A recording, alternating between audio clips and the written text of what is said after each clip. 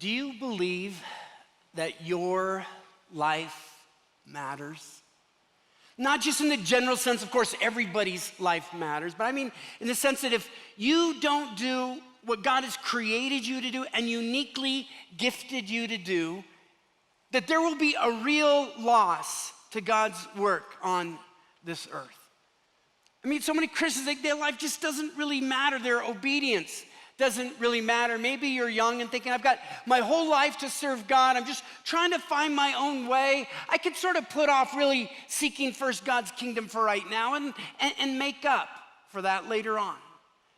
Maybe you're middle-aged and you just feel overwhelmed. Look, we've got a family. We're just trying to get things going on. We really don't have time to seek first God's kingdom. We'll do that later when we're maybe empty nesters. But then the empty nesters say, well, we spent our whole life doing this and that.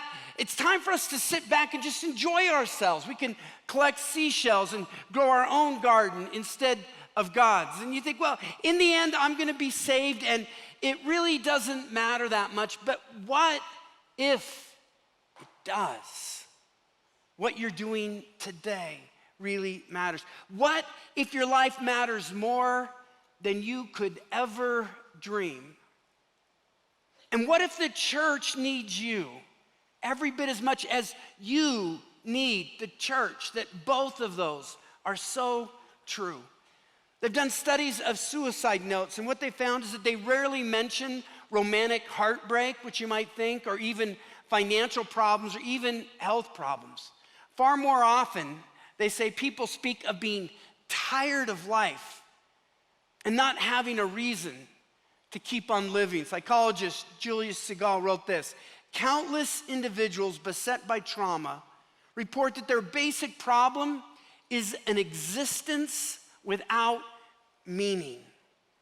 In other words, they think their lives don't matter. We're in the book of Nehemiah, going way back in time to the 5th century BC, where God is bringing faith back to a world. Things had gone terrible. In the 6th century, Babylon had utterly destroyed Jerusalem and the temple. And I want you to think about it, because there are churches everywhere around the world today, but for 100 years of human history, there was no real visible presence of the worship of God. It had all been wiped out, but about 100 years later, God, as he always does, says, I'm bringing renewal. I'm setting the world back to rights. He inspires a man named Ezra to come back to Jerusalem. He begins to rebuild sort of a portion of the temple. And then 15 years later, Nehemiah comes back, and he feels called by God to rebuild the wall around Jerusalem. And we might think, why does that matter in 2023? What can Christians today learn from people building a wall in such ancient times? But we have to remember, it wasn't just a wall. It was a physical picture of God saying, the world is in a bad place. I'm back. I'm bringing renewal. I want to bring my presence. I want to build a community of people who will worship me, to speak to the world that there is a God, there is renewal, that better days are coming. And God does that through every generation. So we can learn a lot of lessons from Nehemiah 3 about how we can do that, in particular, because just like in the 5th century BC, every person had to play their role. That wall was built, as we're about to see, by a lot of different people. And I think the same thing is true today, that everybody who attends here or is a member here or watches online, for us to be the community that God created us to be, to fulfill the mission that he wants to do in this day and age, every person here matters. I don't care whether you're 8, I mean that, or 18, or 48, or 88. For this wall to be rebuilt today, we all have to do our part. And while the church needs you, I would say you need the church. When you understand your role in building the wall, your life will never be the same. We're looking at Nehemiah 3 today. It's considered flyover country by a lot of commentators because it's literally just a list of names of people who are building a portion of the wall. And Kurt kindly assigned it to me. You look at basically this phone book. Gary, I think you would be perfectly capable of preaching through this. I want to just give you a portion, just verses 6 through 8. I'm not going to have us read the whole chapter. We'd never get through it. But this is how the whole chapter reads. Beginning with verse 6. The J gate was repaired by Joe, son of Pat, and Malcolm, son of Bob. They laid its beams and put its doors with their bolts and bars in place. Next to them, repairs were made by men from Gibeon and Mizpah, Matthew of Gibeon and Jaden of Maranoth, places under the authority of the governor of Trans-Euphrates. Uzziel, son of Harry, now I might be bugging some of you that I'm using anglicized names. Confession, I dropped out of Hebrew in seminary, right? 2 years of Greek. Hebrew is really hard, y'all. You have to go to Kurt if you want Hebrew. And I just don't even know how to pronounce it. And I just want to say, if we go, I would ask you, what would you do if you had to pronounce this name in front of all of these people? I'm going to give you a chance. On the count of 3, here's the name. I want you to call out how you would pronounce this name. 1, 2, 3. Okay, you actually did better than I thought I could do. But I'm going to stick with Harry. One of the goldsmiths repaired the next section. And Hank, one of the perfume makers, made repairs next to that. The whole chapter, that's what it's like.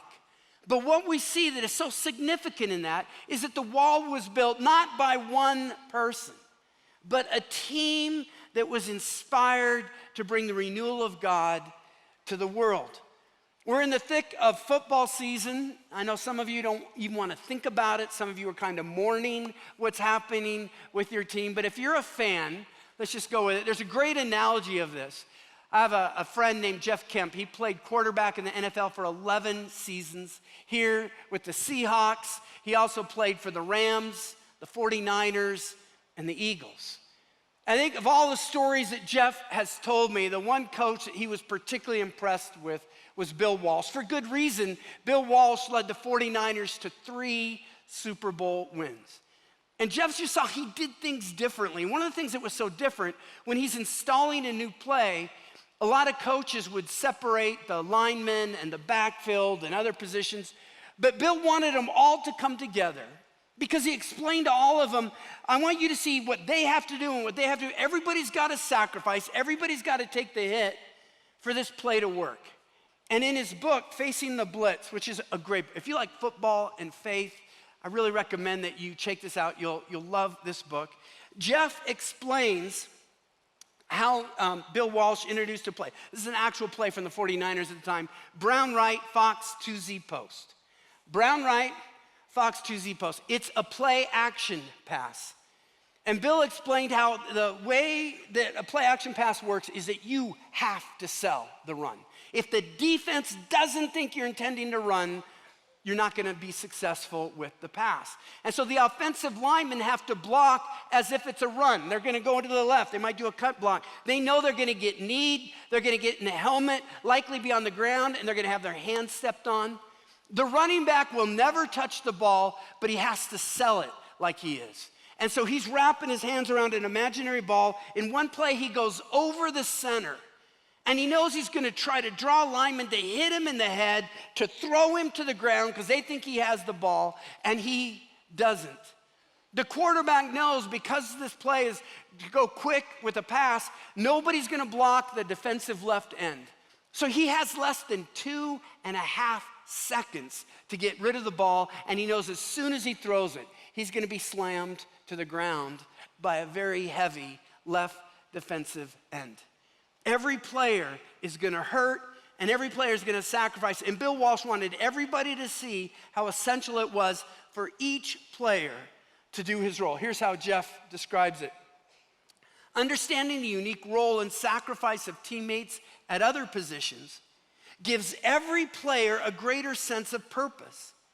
It builds confidence in the value of doing his part, making his sacrifice, and making the play succeed. In football, unless every player plays his role, does his job, and sells out for his teammates, there will be no success for everyone to share. I believe Nehemiah teaches us that what's true on the football field is true in God's kingdom. It's not built on superheroes. It's built on people taking ownership where every person does his part. It's a team effort. But let's get more specific. A few things we can learn from this chapter. The first thing is that individuals will take ownership. Individuals will take ownership. Can anybody name one of the two quarterbacks of the 49ers who won a Super Bowl? Say out loud. Yes, a lot of people know. It's easy. Joe Montana, Steve Young, very famous people. Can anybody tell me the name of the starting center for the last two Super Bowls they won? Call it out loud. Raise your hand, call it out loud. I've got an autographed book from, what's that? No. No. No. Isn't Kelsey with Taylor Swift? Whole different Ealer. You're thinking of a different Kelsey. All right. I'm going to leave this here for the other one. It's actually Fred Quillen. Fred Quillen was the starting quarterback the last two times they won the Super Bowl. And here's the thing. Before every play started, Fred handled the ball. There were a lot of plays where Ronnie Lott would never touch the ball. Jerry Rice would never touch the ball. No play happened on the offense without Fred Quillen getting it started.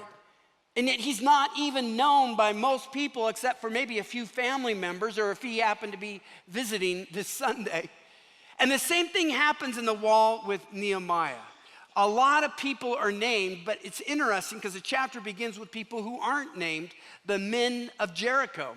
The men of Jericho built the adjoining section. We don't know their names. They're looked at communally. They got together and they got it done, and that's how God's church is built. The center who snaps the ball is not going to get a statistic if the play action pass results in a touchdown. The offensive tackle who's guarding will not get a statistic. Nobody will even know they were a part of the play. But they are as essential to the success of the play as the quarterback and the receiver doing it. And the same thing is true in God's church. Some people will be visible, some people aren't, but every person is important. So that when somebody says to me, Gary, I wish Cherry Hills would do this, or why can't Cherry Hills do that? As a pastor, I just want to say, you're Cherry Hills. Go do that. We'll pray for you. We're excited. We'll platform you as much as we can. Because this isn't just a top-down organization. We've had a couple that did that. I think of Tim and Cynthia Phillips. I've talked about them before, but their role as being a blended family has given them a passion and a zeal to help other blended families. They've gone to the conferences, they've read the book, they've lived the life. They have a small group that meets in their home, and next week, if you check out the app, they're starting a connection class, the Smart Step Family class. Go to the app, go under groups, and you'll find it. And so Cherry Hills has a great ministry to blended families that nobody is being paid to run. We don't have a staff member that has to organize it. It was somebody just recognized, we're going to be one of the unnamed men of Jericho. We think the church needs this, and we're going to make it happen. The second thing we see in the book of Nehemiah is that some do more than others. There's this man named Meremoth. He begins in verse 4 by preparing the next section. And a lot of people say, okay, I did that. It's done. I've done my part. Let's go on and do something else. But there's something about Meremoth that says, hey, I'm done. The wall isn't finished. Well, what can I do next? And so he pops back up in verse 21. Next to him, Meremoth repaired another section from the entrance of Eliashib's house to the end of it. Every church to fulfill its function needs Meremoths. We have a lot of those here at Cherry Hills. I think of one couple in particular. I think of Corey and Lori Fryer. You might have seen their testimony a number of weeks back. But they're one of those precious couples where almost every Sunday, you see them at Kids Point in one of the services so that other people can enjoy the worship service here without their kids being with them if they don't want them to be. And then I saw them here on Monday setting up for Manna, which is our ministry to help families that need some help getting some food. And then I've seen them here on Wednesday nights at date night. They're watching kids so that other couples can work on their marriage. I've seen them here on weekends for the concerts and for Jingle Jam. And there are some people who volunteer, for example, Love Extended, which we're grateful for. We had so many people volunteer for Love Extended. And they think, okay, I did that, I'm good for 6 months. But Corey and Lori are one of those couples where they say, okay, we did this on Sunday, what can we do on Monday? And is there something we can do on Wednesday? And what about on the weekend? Now, look, they're empty nesters. They're in a different station in life. But I still think it's great to commend them, as Nehemiah commends so many people, where they could spend all of this time they have on something else. And they're one of those couples like Merimoth, where they say, give us one task. As soon as that's done, give us something else. We want to see this wall get built. We want to see God bring renewal to our country and to our community. The third thing we see is that the call matters more than the qualifications. This is interesting.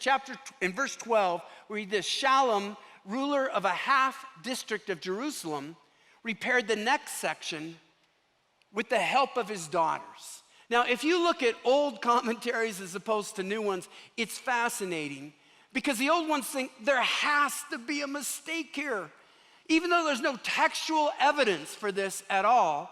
And the reason they think there must be a mistake is that it was physical labor. Think about construction in 446 BC, putting a wall like this together. It's heavy labor, and it was dangerous. Well, we'll see next week how some people told Nehemiah, if you don't stop building the wall, we will kill you and everybody who's working with you, which is why some had to work with swords in one hand and a shovel in the other. And so earlier commentators said it just can't be his daughters. A man wouldn't have his daughters exposed to that work and that danger, but he did. It's so clear in the text. And you look at every modern translation and they agree with that. And so it's a picture, somebody says the job needs to get done. We're not gonna worry how others think we're qualified. We're gonna focus instead on the call. And maybe some of you sense that call. You think, I wanna do this. Oh, that's not for daughters, that's for sons. Well, Shallum's daughters didn't worry about that. Because if you're passionate, if you get the zeal for building God's house, you don't worry as much about your qualifications as you do about the need. I was a much younger man in my 20s. I did what a lot of guys in their 20s do when a buddy needed something done. We just get a bunch of us together. And one guy was putting in a new hot tub. We had to take it from a truck in the street into the backyard. There's a slope in the grass. There's probably 6 or 7 of us, and it was really heavy. I'll never forget walking down the grass hill when we started to slide a little bit. And somebody said, hold on, we're gonna drop this thing. And one of my friends, Matt, he was actually a pastor of the church next to me, he dove under the hot tub and put his back underneath it to stabilize it. And I thought, I like his zeal, not so much his intelligence here. He could lose his back for the rest of his life. But you know, when you're 20, you don't think about that. You're thinking, hey, somebody's got to stabilize it. I've got it back. I'm going to get under it. I'm going to get it there. And he was okay, and he's okay today. And those are sort of like the daughters of Shallum. They just say, here's the need. We're going to offer our backs to get it done. Because the wall gets built by people who listen to what God is telling them to do, not to what critics are telling them they can't or shouldn't do. The next thing we see is that we're called to start building the wall where we live. In verse 23, we read, beyond them, Benjamin and Hassab made repairs in front of their house. And next to them, Azariah made repairs beside his house. And throughout the entire chapter, you see places like this. This was the most common place for people to build the wall, right where they lived. It makes sense. And so you might be feeling a tug of the Spirit. Yeah, maybe I should be giving myself to this work, but where do I start? I don't even know where to begin. And the question is, where do you live? What's your passion? What are you already doing? Can you turn that into an act of bringing renewal to God's world? We have a member here who's a bartender. She works during the week. And for a number of years, she had a guy, an older guy. He was in late 80s and then early 90s. He would come in the same time every day, sit in the same chair, and order the same drink. She didn't have to ask him anymore. He liked Miller Lite Draft. And she would give it to him, and she could kind of tell he was waiting all day. He'd take a sip, and he'd go, beer. That's the good stuff. He'd do that every day. Well, he also came in on the weekend. She doesn't work weekends. So he came in one weekend afternoon, took his same place, same chair, ordered the same thing, Miller Draft Light. He took a drink, then he fell over, and he died. Not making it up. Now, he's in his 90s. His family was sad, but I think one of them was tempted to say, well, at least he died doing what he loved, because he did. But the weekend bartender freaked out. I mean, what's going on? We've got a guy just dying right here. What's happening? So they called our member. She went out. She's sort of just a real stable, strong person. She could take care of the customers. She could take care of the staff and whatnot. Her intro to Cherry Hills came about because she wanted prayer for her family. And so she just came to the church and said, is there a pastor here who will pray for me? One of her pastors, Brian, went down to talk with her, and he listened to what she does. And he changed her life with a new perspective when she described what she does. And he says, you know, you're their chaplain. She said, what? You're their chaplain. Think about it. You're serving them. You're listening to them. You're cleaning up after them. He goes, you got to tell some of these people no. People in a bar often don't want to be told no. He goes, you're serving as their chaplain. And it changed the way she looked at herself. It changed the way she looked at her job, realizing that a lot of those people would never come inside these walls. But she could bring the presence of God from these walls out to where she is. And that's what we can do. What is your job? What is right in front of you? Begin there. I want to make it clear. Cherry Hills isn't the wall. God's kingdom is the wall. At Cherry Hills, we see this as a place for you to be inspired, equipped, encouraged, and join with others to do the work that God has called you to do. But all the work won't be done here on Sunday morning. It's all about going out Monday through Saturday. And we see this in Nehemiah 3. It's stunning how many different roles people played. Not everybody here has a role to do something on Sunday morning, but we can build the wall throughout the week. Look at the number of people mentioned. They use priests to build the wall, perfume makers. Now, I don't know about you, if I'm building a wall, I'm not thinking I'm recruiting people who make perfume. But he does, and it works. Political leaders, Levites, goldsmiths, merchants, they all offer their thing. So do you see yourself as a chaplain to those you serve? Are you a coach? Do you cut hair? Are you a parent? Are you a teacher? Do you have a business? Can you change your life and say, I want God to bring renewal right where I am? God, help me to look at my job, look at my life in a different way, that my life matters, that speaking up matters, that trying to get this person to see the truth, that matters. It needs to get done. To see, in the end, if you take the big view of Nehemiah 3, the one thing he makes it so clear, it's not about one hero here and one hero there. It is about putting together a team. The staff and leadership of Cherry Hills can't build the wall because we need a team. This book came out just this year. It's called Leadership is Overrated by Kyle Bucket and Chris Mefford. I don't like the title. I don't think leadership is overrated. But he's making the point, which is a great point, that the future of management in businesses, in churches, in academic institutions is to get away from this hierarchical superhero and realize how we need to build teams. Kyle is a Navy SEAL. And he talked about when they would go through their trainings, they had an exercise called Kill the Leader. And they would metaphorically, in the middle of training, take the leader out to say, what is the number 2 man gonna do? And then they might kill the number 2 man. What is number 3 gonna do? Because I realize if you're out on a SEAL expedition, you don't know. They might get killed. And if taking one leader out destroys the operation, you're very vulnerable. And so they realize you have to put together a team, that leaders matter, but if success depends on a single person, you're gonna have a low level of success. Here's how he explains it. Small but dedicated teams of empowered individuals can and do outperform large organizations driven by top-down leadership. What makes organizations great, truly great, and not temporarily successful is not a single leader, but a culture of self-leadership. When done right, a self-led team will always be superior to the antiquated methods of a hierarchical organization. Look, in my years, I've seen this in the church. There's some hotshot celebrity that comes up, so successful for 5 or 10 years. Everybody is gathering around it. Their identity is in this leader. And all it takes is, it's a scandal, it's a health crisis, somebody dies. And I've literally seen huge churches disappear because it wasn't built on a team of people passionate about seeing renewal come to the world.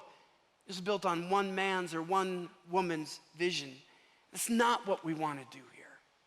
Kyle goes on to say this: history maximizes the importance of heroes, but minimizes the significance of teams. It's a great historical story to back that up. In the late 19th century, a ship named Belgica, it was a whaling ship, sailed from Antwerp to go do research in the Antarctic. Now that was sort of a celebrated, risky, kind of romantic thing to do. The ship was led by an admiral named de Gerlach, and he brought together all of these scientists and people to do the research, but they really weren't qualified to face the rigors and the harsh climate of the Antarctic. They really didn't know what they were doing, and so the whaling ship literally got caught in the ice in March of that year. There's ice all around them. They couldn't get out. And then they tried for 2 months. They were unsuccessful. And so when the sun set in May, if you know your geography, it doesn't rise for a number of months. So they are trapped in the ice, terrible cold, perpetual darkness, without the resources they needed. It was awful, and men started to get sick.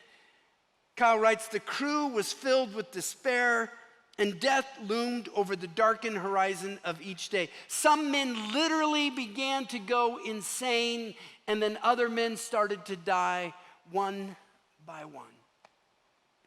But with an amazing story of perseverance and determination to survive, after 13 months of being trapped in ice, the Belgica made its way into Antwerp.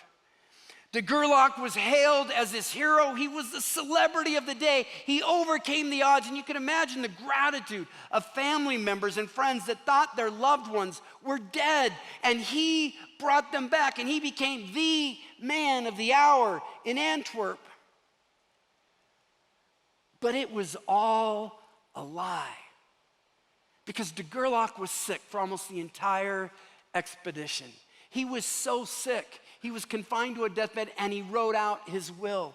And in fact, the second in command, the captain, also grew sick. He also was in bed almost the whole time, and he also wrote out his will, never expecting to recover. The only reason the Belgica got back to Antwerp is that 2 mid-level people, the first mate named Amundsen and the ship's surgeon named Cook, stepped up and said, if we're gonna get out of here, things have to change. As a surgeon, Cook knew that one of the things that was killing the men was scurvy. And so he began insisting that they go out and hunt seal and penguins, and he had them eat it raw, because then it has more content of vitamin C, which he knew they needed to survive. De Gerlach had forbid them when he was healthy to do that. He said, it's disgusting, you know, we're refined gentlemen, we don't do that. But he was too sick to complain, and so Cook had him do that, and the men started to recover. And then he organized fires on the ice at night to just give them some warmth and diversion. And he had them play card games with imaginary money. Anything to keep their mind off their dire situation. The men started to get stronger, and the Gerlach actually started to eat some of that meat, that raw meat, and he began to get stronger. And with renewed health, they gave it another effort. They used saws, they used explosives, and finally managed to get their way out of the ice and back to Antwerp. And while the Gerlach had gotten well enough to lead the ship into harbor, he was carried there by his team. It wasn't the story of a great leader, it was the story of an amazing team. So I don't think leadership is overrated. Trust me, I've been in a lot of organizations. I think leadership really matters. But for long-term success, and Nehemiah tells us in God's kingdom, the team matters even more. People who step up, people I think like Morgan and Cole Walton, a wonderful family in our church with 4 kids. I mean, isn't that a great family? And you think with so much going on in their life with young kids, Morgan is behind so much of what happens here that people never see. She's a master of lobby decor. Have any of you taken pictures at the photo booths that we have at Christmas or Easter? You know how we've had? Then you have a picture of what Morgan's done in your camera. She's here for MOPS, mothers of preschoolers. She comes in on Wednesday nights to help out with date nights to make sure it looks great, which means Cole has to get all 4 kids here on his own on Wednesday night because Morgan has to come earlier to make it happen. And you might think they've got such a great family, they've got such a busy life. Why would she find time to build this church? And the answer is because she loves Jesus. And if you love Jesus, you love his church. It's a powerful story in the life of Jesus. He didn't have to build the temple. It was already built by the time he came. But remember, he had to cleanse it. He was so offended about how it was being turned into a marketplace that Jesus went in and he overturned the money changers' tables and whatnot. And as the disciples watched him, they remembered this passage from the Old Testament that zeal for your house consumes me. Zeal for your house consumes me. What consumes you? The eternal work of God's church on this planet? Or are you more consumed with building your own Instagram house, or finding your romantic partner, or keeping your marriage alive, saving that number for retirement? Many people are consumed with what's happening with their football team or who is going to be elected president next. I'll be honest, I'm still restoring a house. I work to keep my marriage alive and intimate. We're saving for retirement, and I care who wins on Saturday, and I certainly care who the next president is. But what consumes me? What consumes you? At the end of my life, when I'm gone, when my friends and family members look back, what do they say? What put an extra enthusiasm in his voice? Where did he spend his money? Where did he spend his? What was he most passionate about? I want it to be God's house. And I believe you want it to be that as well. Because everything else that we might give our time to, it always disappoints, doesn't it? Do you realize that 99% of college football fans will be disappointed because their team isn't going to be there in the end, in January? We save money for retirement, and then something happens in the economy, and 40% of it is gone. I don't know who's going to be elected president next year, but I know this: 49% of the country is going to be really upset about it. All of these things that consume us, and we give our time, and they disappoint us again and again. And Jesus offers us something eternal that's fulfilling, and he dares to say, you have a role to play. That this wall is being built, and look at this wall. If this stone weren't there, if it was your job to put the stone, if this stone isn't there, it's really exposed, or this whole section isn't done because people are off fighting other battles that don't really matter? Will we let zeal for God's house begin to consume us? A church that will be filled with the unnamed men of Jericho. You see a need and you're gonna make it happen, even if we're not in charge of it. The men of Merimoth who get one thing done and say, all right, what's next? We've got a lot to do. God is doing a new work here. The daughters of Shalom, they might think I'm not qualified or I'm not supposed to do that. I think God has called me to do that. I'm gonna do that. And you'll pull yourself together. If you've been coming here very long, you've heard us say this phrase, that there's a place here for you. It's true. Nehemiah adds something else. There's a place here for you that no one else can fill. If you're a young teen, if you're 20s, 40s, 80s, I believe that's true.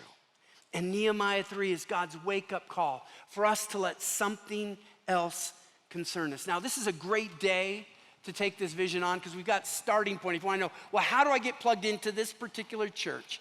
Right after the service today, you'll go through these doors and go left, ask somebody, they'll point you to room 107.